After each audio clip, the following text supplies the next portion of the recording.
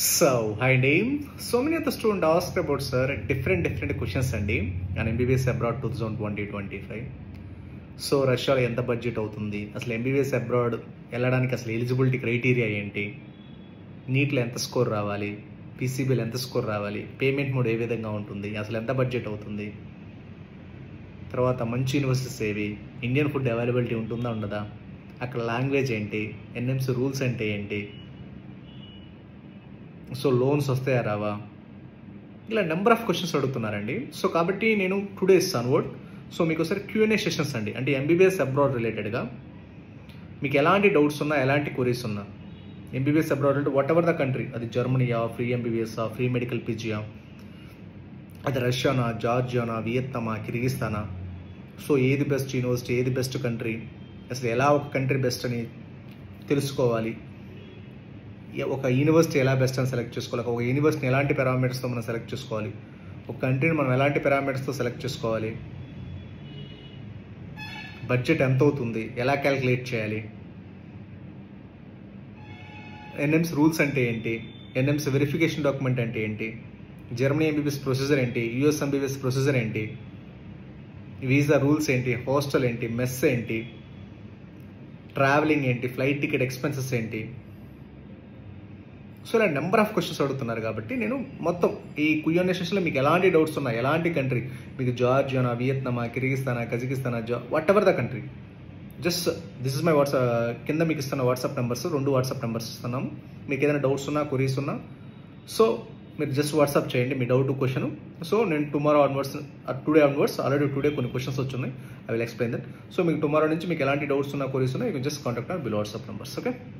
Okay. So today's ఈ రోజు వచ్చిన క్వశ్చన్స్ చూస్తారు సార్, మనకి ఎలిజిబిలిటీ క్రైటీరియా ఏంటి, MBBS అబ్రాడ్ అడుగుతున్నారండి. అంటే ఎలిజిబిలిటీ నీట్ మ్యాండేట్గా ఉండాలా, అసలు నీట్ అవసరం లేదా, నీట్ అవసరం లేకుండా వెళ్ళొచ్చా, నీట్ క్వాలిఫై అవ్వాలా, నీట్లో అవసరం ఉంటే ఎంత అవసరం ఉంటుంది. సో ఇంకో విషయం ఏంటంటే నీట్లో మనకి ఎక్కువ స్కోర్ వస్తే మనకి ఏమన్నా అక్కడ స్కాలర్షిప్ ఆప్షన్స్ ఉంటాయని అడుగుతున్నారండి. సో క్వశ్చన్ నెంబర్ 1, ఈ question number 1, question number 2 scholarships plus eligibility criteria for MBBS abroad. తర్వాత సార్ బడ్జెట్ ఎంత అవుతుందని అడుగుతున్నారు.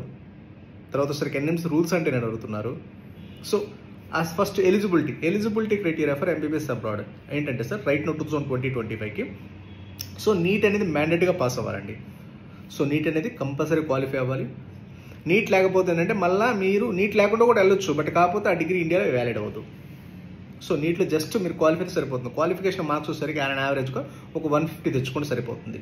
ఎందుకంటే కేటగిరీని బట్టి రేపు రిజల్ట్స్ వచ్చిన తర్వాత కేటగిరీని బట్టి అవి డిఫర్ అవుతాయి. కాబట్టి ఆయన యావరేజ్గా ఒక 150, మీరు 200 టార్గెట్ పెట్టుకుంటే 150 100% వస్తాయి. కాబట్టి ఎలిజిబిలిటీ క్రైటీరియా మనకి మినిమం ఎలిజిబిలిటీ వస్తే నీట్ అనేది క్వాలిఫై అవ్వాలి. ఇంటర్లో ఫిజిక్స్, కెమిస్ట్రీ, బయాలజీలో మనకి ఈ 3 సబ్జెక్టులో మనకి యావరేజ్గా 50% సరిపోతుంది. యావరేజ్ ఒక దాంట్లో తక్కువ వచ్చినా, ఒక దాంట్లో ఎక్కువ వచ్చినా యావరేజ్గా 50% సరిపోతుంది అనమాట. ఓకేనండి. సో మనకి నీట్ స్కోర్ వచ్చేసరికి మనకి ఎంత స్కోర్ వచ్చినా సార్ స్కాలర్షిప్స్ అనేవి బేస్డ్ ఆన్ యూనివర్సిటీ బట్టి ఉంటాయండి. స్కాలర్షిప్స్ ఉంటాయి, ప్రతి యూనివర్సిటీకి ఉంటాయి, బట్ బేస్డ్ ఆన్ యూనివర్సిటీని బట్టి మన పర్ఫార్మెన్స్, అకాడమిక్ పర్ఫార్మెన్స్ని బట్టి మన స్కాలర్షిప్స్ అనేది అవైలబిలిటీ ఉంటాయి. అది ఆ 1 year ట్యూషన్ ఫీజా, లేకపోతే హాస్టల్ ఫీజా, మెస్ ఫీజా అంటే బేస్డ్ ఆన్ యూనివర్సిటీని బట్టి మనకు కన్సిడర్ చేయాల్సి వస్తుంది. తర్వాత సరే బడ్జెట్, మీకు బడ్జెట్ ఎంత అవుతుందని అడుగుతున్నారండి. అండ్ యావరేజ్ సార్ మీరు బేస్డ్ ఆన్ కంట్రీని బట్టి మినిమం వచ్చేసరికి మినిమం అంటే ఎక్సెప్ట్ రష్యాలో అయితే మీకు డిఫరెంట్ బడ్జెట్స్ ఉంటాయి. 25 లక్షలకు ఉంటుంది, 30 లక్షలకు ఉంటుంది, 35, 40 లక్షలకు ఉంటుంది. ఇంకా రిమైనింగ్ కంట్రీస్ వస్తే మినిమం 35 lakhs అవుతుందండి. మినిమం 35 lakhs to 40 lakhs అవుతుంది. రష్యా మాత్రం మీకు 25 నుంచి స్టార్ట్ అవుతుంది. ఓకేనండి. కొంతమంది చాలామంది చెప్తారండి ఎస్పెషల్ రష్యాలో లో బడ్జెట్ అంటారండి. ఎప్పుడు కూడా సార్ మీరు బడ్జెట్ వైజ్గా మీరు యూనివర్సిటీ సెలెక్ట్ చేసుకోవద్దు. ఎందుకంటే రేపు నెక్స్ట్ ఎగ్జామ్ క్రాక్ చేయాలన్నా, ఎందుకంటే NEXT exam is the common exit exam. మీరు ఇండియాలో చదివినా, అబ్రాడ్లో చదివినా కంపల్సరీగా నెక్స్ట్ ఎగ్జామ్ రాయాల్సిందే. So NEXT exam common exit exam అన్నప్పుడు ఆ నెక్స్ట్ ఎగ్జామ్ క్రాక్ చేయాలంటే కంపల్సరీగా నెక్స్ట్ ఎగ్జామ్ ఎలా ఉంటుంది, అది subject oriented examination. Compulsory subject అనేది మ్యాండేటరీగా ఉండాలి.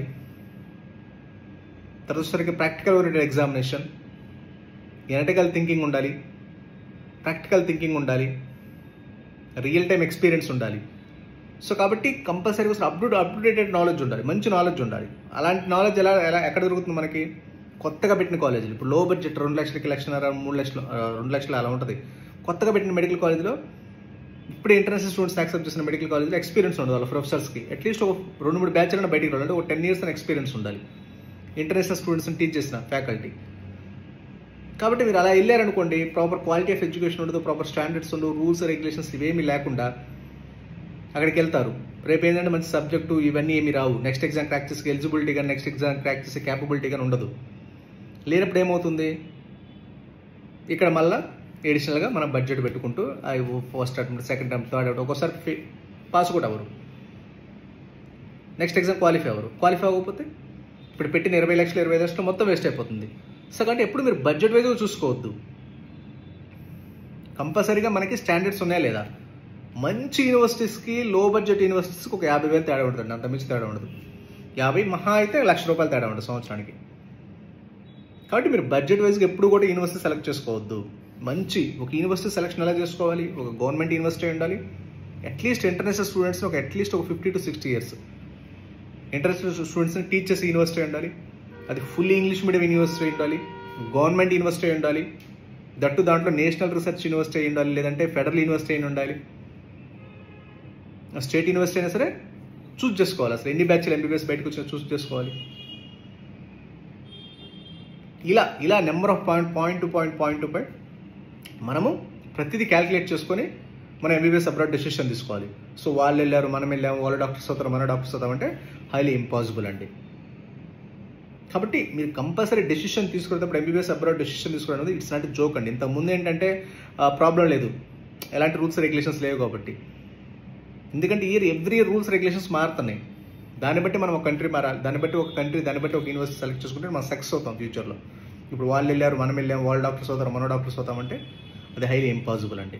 ఓకే, సో మీకు కూడా ఇలాంటి క్వశ్చన్స్ ఏమైనా ఉంటే సరే జస్ట్ మీరు అది యూనివర్సిటీ సెలెక్షన్ అవ్వచ్చు, లేదా కంట్రీ సెలెక్షన్ అవ్వచ్చు, లేదా ఎంబీబీఎస్ అబ్రాడ్ డెసిషన్ మేకింగ్ అవ్వచ్చు, ఎలిజిబిలిటీ క్రైటీరియా అవ్వచ్చు, బడ్జెట్ అవ్వచ్చు, ఇలా మీరు ఎలాంటి క్వశ్చన్స్ ఉన్నా సరే you can just contact on below WhatsApp numbers. So tomorrow morning onwards వచ్చేసరికి మీకు Q&A సెషన్ స్టార్ట్ చేస్తాం. మీకు ఎలాంటి డౌట్స్ ఉన్నా, క్వరీస్ ఉన్నా జస్ట్ వాట్సాప్ చేయండి. ఓకేనా? Okay, thank you very much.